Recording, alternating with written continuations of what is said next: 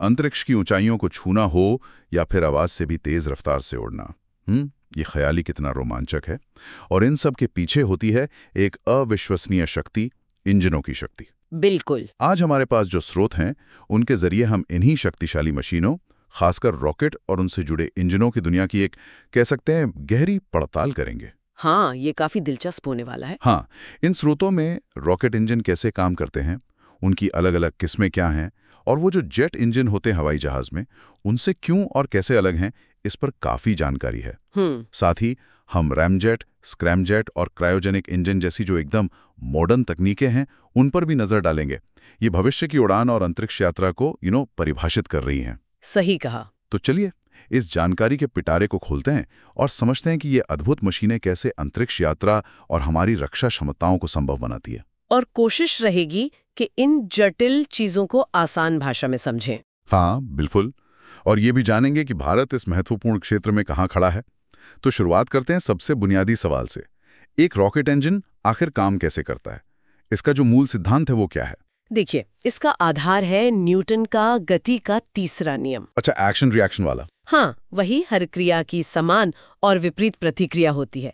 बहुत ही सरल शब्दों में अगर कहूँ तो रॉकेट इंजन क्या करता है, वो बहुत ज्यादा प्रेशर वाली गर्म गैसों को तेजी से पीछे की ओर फेंकता है। ठीक है। और इसी क्रिया की प्रतिक्रिया के रूप में रॉकेट को आगे की ओर एक शक्तिशाली धक्का, मतलब थ्रस्ट मिलता है। इसीलिए इन्हें रिएक्शन इंजन भी कहते हैं। मतलब वो कुछ बाहर फेंककर खुद आगे बढ़ते हैं। दिलचस्प। तो फिर ये हवाई जहाजों में लगने वाले जेट इंजन से अलग कैसे हुए? क्योंकि दोनों ही तेजी से गैस पीछे फेंकते हुए लगते हैं। स्रोतों में भी एक तस्वीर है हवाई जहाज और रॉकेट की, वो देखकर ये सवाल उठता है। हाँ, ये एक बहुत ही महत्वपूर्ण और बुनियादी अंतर है और इसे समझना जरूरी है। जेट इंजन, जैसे हम हवाई जहाजों में देखते हैं, वो काम करने के लिए बाहर की हवा पर निर्भर है। अच्छा। उन्हें अपना ईंधन जलाने के लिए हवा से ऑक्सीजन लेनी पड़ती है। वो हवा को अंदर खींचते हैं, फिर उसे कंप्रेसर से दबाते हैं, उसमें ईंधन मिलाकर जलाते हैं और फिर गर्म गैसों को बाहर निकालते हैं। इसलिए वो सिर्फ वायुमंडल के अंदर ही उड़ सकते हैं जहां हवा मौजूद है। लेकिन रॉकेट इंजन वो एकदम अलग है। वो पूरी तरह आत्मनिर्भर है। आत्मनिर्भर कैसे? हाँ, क्योंकि वो अपना ईंधन और ऑक्सीकारक, मतलब ऑक्सीजन का स्रोत, दोनों साथ लेकर चलता है। तो उसे ऑक्सीजन के लिए हवा की जरूरत नहीं? बिल्कुल नहीं। उसे काम करने के लिए बाहरी हवा की कोई जरूरत नहीं होती।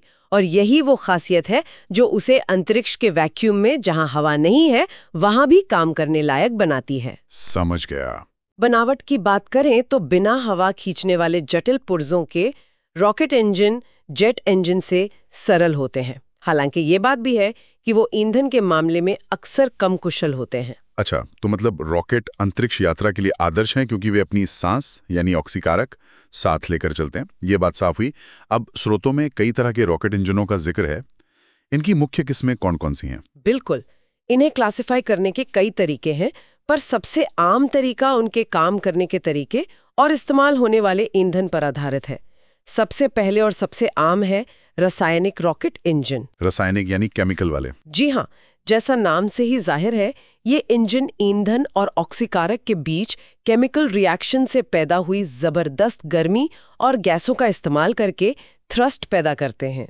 स्पेस लॉन्च में सबसे ज्यादा यही इस्तेमाल होते हैं। इनमें मुख्य रूप से 3 प्रकार हैं। पहला, द्रव प्रणोदक यानी लिक्विड प्रोपेलेंट इंजन। लिक्विड वाले? हाँ, ये तरल ईंधन जैसे तरल हाइड्रोजन या एक खास किस्म का केरोसिन, जिसे RB1 कहते हैं, और तरल ऑक्सीकारक, आमतौर पर तरल ऑक्सीजन यानी लॉक्स। अच्छा, लॉक्स जिसे कहते हैं। हाँ, बिल्कुल, लॉक्स, इनका इस्तेमाल करते हैं।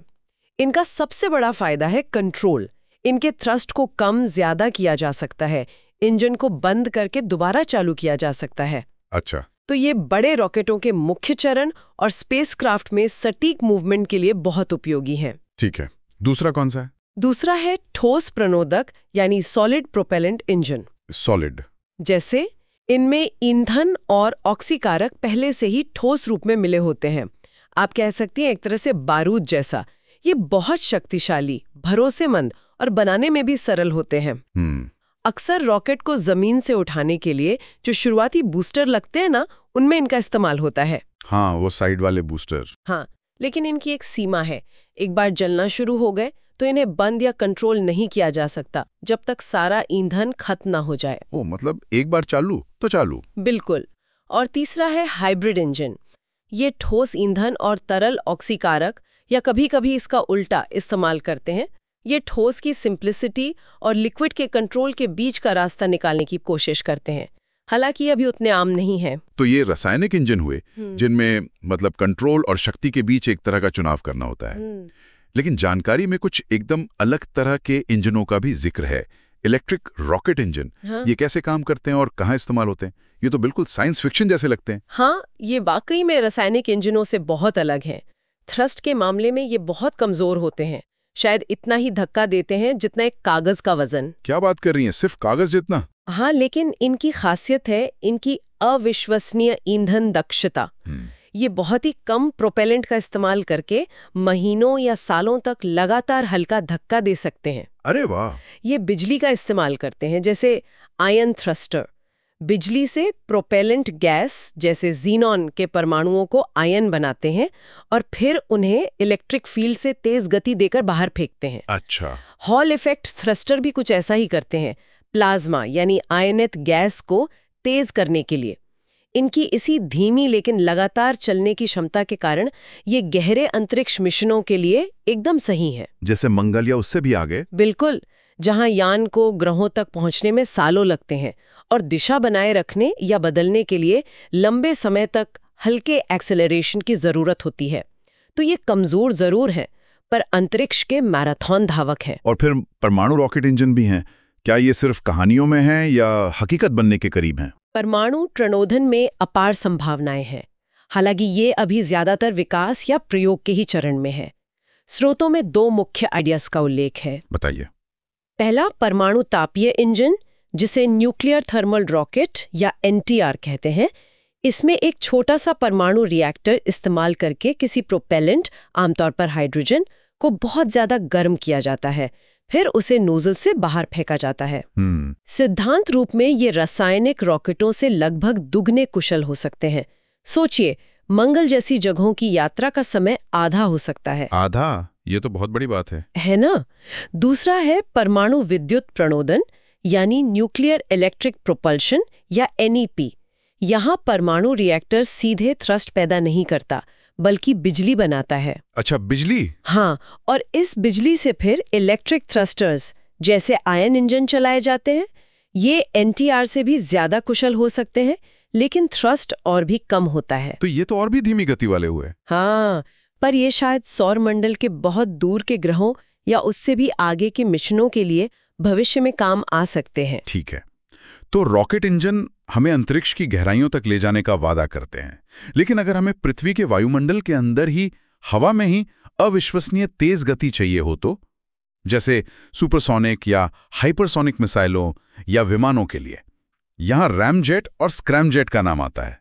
ये क्या बला है? हाँ, ये एयर ब्रीथिंग यानी हवा में सांस लेने वाले जेट इंजन के खास प्रकार हैं और ये बहुत तेज रफ्तार के लिए ही बने हैं। रैमजेट का सिद्धांत बड़ा अनोखा है। अनोखा? कैसे? देखिए, सामान्य जेट इंजन में हवा को दबाने के लिए घूमने वाले पंखे होते हैं, जिन्हें कंप्रेसर ब्लेड कहते हैं। हाँ। रैमजेट में ऐसा कुछ नहीं होता, कोई घूमने वाला पुर्जा नहीं। ये अपनी तेज रफ्तार का ही इस्तेमाल करता है। जब रैमजेट आवाज की गति से तेज, मतलब सुपरसोनिक स्पीड से चलता है, तो सामने से आने वाली हवा इंजन के खास डिजाइन वाले इनलेट, जिसे डिफ्यूजर कहते हैं, में घुसते ही अपने आप दब जाती है। इसे रैम कंप्रेशन कहते हैं। मतलब इंजन की गति ही हवा को दबा देती है? बिल्कुल। ये दबी हुई हवा फिर कंबशन चेंबर में जाती है, जहां उसमें ईंधन मिलाकर जलाया जाता है। इससे पैदा हुई अत्यधिक गर्म गैसें पीछे नोजल से निकलती हैं और रॉकेट की तरह ही आगे की ओर थ्रस्ट पैदा करती हैं। तो घूमने वाले पुर्जे नहीं, मतलब सरल डिजाइन। और ये सुपरसोनिक रफ्तार पर बहुत कुशल भी है, लेकिन ये खड़ी हालत से शुरू नहीं हो सकता। इसे पहले तेज रफ्तार देनी पड़ती है ना? बिल्कुल सही। यही इसकी खूबी और सीमा दोनों है। इसे काम करने के लिए आमतौर पर मैक 1 यानी आवाज की गति से ज्यादा रफ्तार चाहिए। इसके लिए अक्सर एक शुरुआती रॉकेट बूस्टर लगाया जाता है। अच्छा, बूस्टर से स्पीड मिलती है पहले? हाँ, एक बार ये रफ्तार पकड़ ले तो ये मैक 5 या 6 तक बहुत कुशलता से काम कर सकता है। इसके मुख्य भाग जैसा स्रोतों में दिखाया गया है बस 3 है। हवा को धीमा करके दबाने वाला इनलेट डिफ्यूजर, ईंधन जलाने वाला कंबस्टर और गैसों को दिशा देने वाला नोजल। जानकारी में सॉलिड फ्यूल डक्टेड रैमजेट यानी SFDR तकनीक का भी जिक्र है, जिसे DRDO ने विकसित किया है। ये क्या है और क्यों महत्वपूर्ण है? ये रैमजेट का ही एक बहुत महत्वपूर्ण और एडवांस्ड रूप है। जैसा नाम से पता चलता है, सॉलिड फ्यूल मतलब इसमें ईंधन ठोस होता है, और डक्टेड रैमजेट का मतलब है कि ये ऑक्सीकारक के लिए हवा का इस्तेमाल करता है। हवा से ऑक्सीजन लेता है। हाँ, इसका मुख्य उद्देश्य है लंबी दूरी की हवा से हवा में मार करने वाली मिसाइलों की रेंज और स्पीड को बढ़ाना। Air to air missile? जी, सोचिए एक मिसाइल जिसे अपना ऑक्सीकारक साथ नहीं ले जाना पड़ रहा, वो या तो ज्यादा ईंधन ले जा सकती है या हल्की हो सकती है। सही बात है। होता यह है कि पहले एक बूस्टर मिसाइल को सुपरसोनिक रफ्तार देता है, फिर SFDR इंजन चालू हो जाता है और हवा से ऑक्सीजन लेकर ठोस ईंधन जलाता रहता है। इससे मिसाइल ज्यादा देर तक तेज गति बनाए रख सकती है और ज्यादा दूर तक जा सकती है। जानकारी के अनुसार भारत ने इस तकनीक पर रूस के साथ मिलकर काम किया है और 2018 में इसका सफल परीक्षण भी किया। ये भविष्य की हवाई रक्षा के लिए एक बड़ा कदम है। मतलब मिसाइल हवा में सांस लेकर ज्यादा दूर तक दुश्मन का पीछा कर सकती है। ये तो वाकई गेम चेंजर लगता है। अच्छा, तो फिर स्क्रैमजेट क्या है? ये रैमजेट से कैसे अलग है? इसका पूरा नाम ही सुपरसोनिक कंबस्शन रैमजेट है। हाँ, यहाँ चीजें और भी रोमांचक हो जाती हैं। स्क्रैमजेट और रैमजेट में सबसे बड़ा फर्क कंबस्शन यानी दहन के तरीके में है। अच्छा। रैमजेट में तेजी से आती सुपरसोनिक हवा को ईंधन से मिलाने और जलाने से पहले धीमा करके सबसोनिक यानी आवाज की गति से कम किया जाता है। ओके, पहले धीमा करते हैं। हाँ, लेकिन स्क्रैमजेट में दहन की पूरी प्रक्रिया सुपरसोनिक एयर फ्लो में ही होती है। क्या सुपरसोनिक हवा में ही आग जलाते हैं? बिल्कुल, यानी हवा इंजन के अंदर शुरू से आखिर तक आवाज की गति से कई गुना तेज रफ्तार पर ही रहती है। यह तकनीक अविश्वसनीय रूप से चुनौतीपूर्ण है। मैं कल्पना कर सकता हूँ। कल्पना कीजिए, एक तूफानी हवा में माचिस जलाने जैसा है ये। सुपरसोनिक हवा में ईंधन को ठीक से मिलाना और उसे जलाए रखना बेहद मुश्किल है। लेकिन अगर ये कर लिया जाए तो स्क्रैमजेट मैक 5 या 6 से भी ऊपर की हाइपरसोनिक गति, मतलब आवाज से 5 गुना से ज्यादा तेज पर काम कर सकते हैं। हाइपरसोनिक? हाँ, जहां रैमजेट की कुशलता घटने लगती है। इसीलिए इन्हें भविष्य के हाइपरसोनिक विमानों और मिसाइलों की कुंजी माना जाता है। सुपरसोनिक रफ्तार पर दहन, ये तो सुनने में ही अविश्वसनीय लगता है। क्या भारत ने इस मुश्किल तकनीक पर भी काम किया है? हाँ, और ये भारत के लिए गर्व की बात है। इसरो यानी भारतीय अंतरिक्ष अनुसंधान संगठन ने न सिर्फ एक स्क्रैमजेट इंजन का डिजाइन और विकास किया है, बल्कि उसका सफलतापूर्वक परीक्षण भी किया है। अरे वाह! स्रोतों के अनुसार इस परीक्षण में हाइड्रोजन को ईंधन के रूप में और वायुमंडलीय ऑक्सीजन को ऑक्सीकारक के रूप में इस्तेमाल किया गया।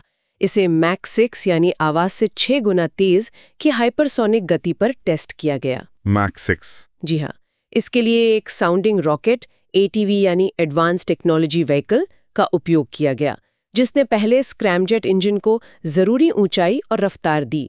यह भविष्य के रीयूजेबल लॉन्च व्हीकल RLV यानी ऐसे यान जिन्हें बार बार इस्तेमाल किया जा सके। हाँ, उनके लिए या फिर हाइपरसोनिक क्रूज मिसाइलों के विकास की दिशा में एक बहुत बड़ा मील का पत्थर है। शानदार! इसरो और DRDO दोनों ही कमाल का काम कर रहे हैं। चलिए अब वापस उन बड़े शक्तिशाली रॉकेटों पर आते हैं जो हमारे उपग्रहों को अंतरिक्ष में पहुंचाते हैं। इनमें क्रायोजेनिक इंजनों की बहुत चर्चा होती है। ये क्या होते हैं और इतने खास क्यों माने जाते हैं? क्रायोजेनिक इंजन रॉकेट विज्ञान की सबसे एडवांस्ड और शक्तिशाली तकनीकों में से एक है। क्रायोजेनिक का मतलब ही होता है अत्यधिक ठंडा। ये इंजन ऐसे प्रोपेलेंट्स का इस्तेमाल करते हैं जिन्हें बेहद कम तापमान पर तरल अवस्था में रखा जाता है। कितना ठंडा? आमतौर पर ईंधन होता है तरल हाइड्रोजन LH2, जो लगभग -253 डिग्री सेल्सियस पर होता है। -253? हाँ, और ऑक्सीकारक होता है तरल ऑक्सीजन LOX, जो लगभग -183 डिग्री सेल्सियस पर होता है। सोचिए, इतने ठंडे तापमान को संभालना अपने आप में कितनी बड़ी इंजीनियरिंग चुनौती है। बिल्कुल। लेकिन इस चुनौती का फल बहुत मीठा है। और वो मीठा फल क्या है?